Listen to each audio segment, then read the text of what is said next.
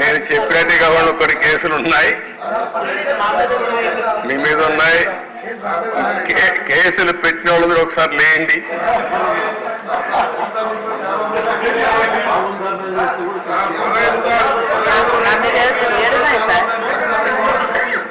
చూసారా దేశ 7 కేసులు ఉన్నాయి. అంటే రాజకీయ పోరాటం చేసిన వాళ్ళందరిపైన కేసులు పెట్టారు.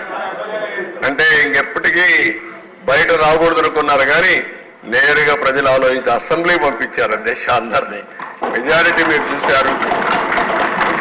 ఆనాటి పాలనలో మనందరూ బాధితులే అసెంబ్లీ నుండి అందరూ. Thank you.